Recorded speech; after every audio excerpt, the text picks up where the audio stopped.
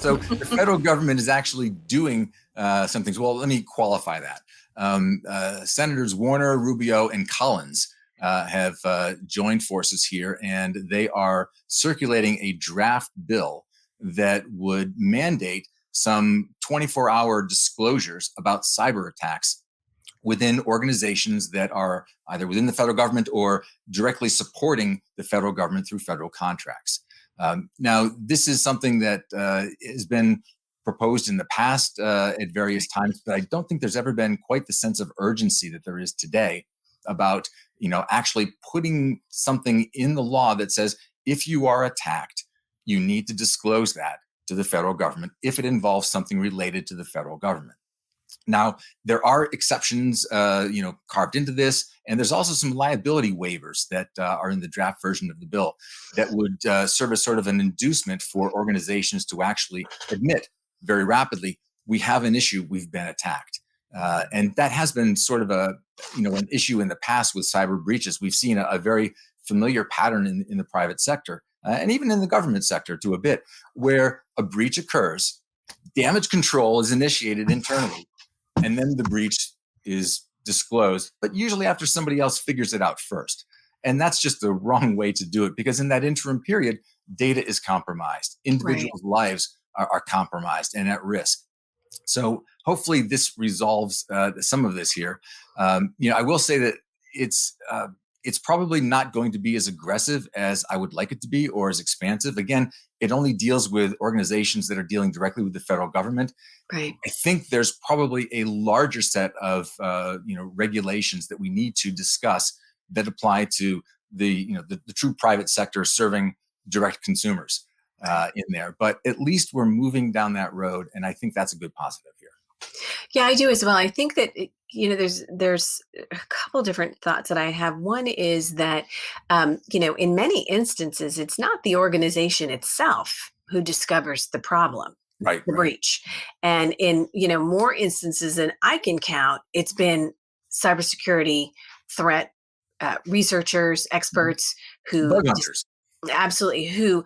Thank goodness they exist, right? Mm-hmm. Who discover the breach, who report it. I know for sure, top of mind, this happened in the Peloton breach, which certainly wasn't related to the federal government, except for, as you and I've talked in another webcast, yes, the fact that our president is a Peloton user. But anyway, the breach discovered, reported to the organization. The organization says, "Oh, gee, thanks." Doesn't do anything. And usually what the cybersecurity experts do, I think there's a window of time that they provide, here's notice that we found this and you have this amount of time to fix it before we report it. And I can't remember what that time frame is. I want it like 6 weeks stays in my head, but it's totally a reach. I mean, it's just a guess. And I know we talked about it in our prior webcast. I just can't remember the detail, but that's a long time. No, it is. Absolutely. But even there's an issue of once a company becomes aware that somebody has notified them, hey, here's something that I've discovered, them even acknowledging that this is a legitimate, you found something that needs to be addressed. I mean, look at the case of Microsoft and how long it took them to just initially acknowledge that, yes, somebody has discovered a vulnerability in our system. And it wasn't until it was made public that, action really started to take place on that. But maybe one answer here, Shelley, is to actually start to have a coordinated system for, vetting bugs that have been discovered or breaches that have been discovered, sort of in a centralized way, and rewarding those that discover and disclose those to the companies. Yeah. Because, there are bug hunting programs out there, but they're inconsistent. And I think if perhaps that was a little bit better organized and maybe a little bit better funded, you might have more people, vetting these things faster rather than later.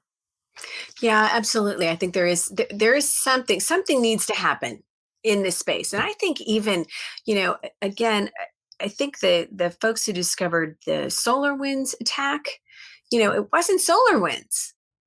It was cybersecurity experts. So I do think this, and by the way, SolarWinds, definite government contractor, right? So, Absolutely. perfect example. government A contract. global government country. So perfect example of how important this is. And I've heard feedback about this proposal in the past in terms of mandatory reporting and people pushing back about that. And there's, security implications and blah, blah, blah.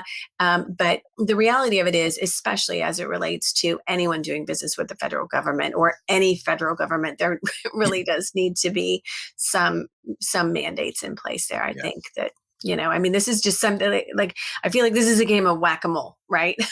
Here's one over here. No, wait, here's one over here.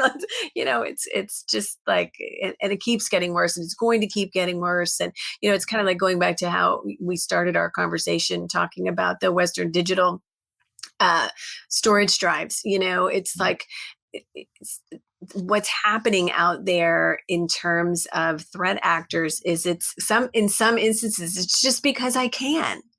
I'm going to mess with you just because I can. And, Right. In many instances, of course, we also know that this is a very, very lucrative, hacking is a very, very lucrative, and ransomware, very, very lucrative profession. So that's not It going is to, indeed.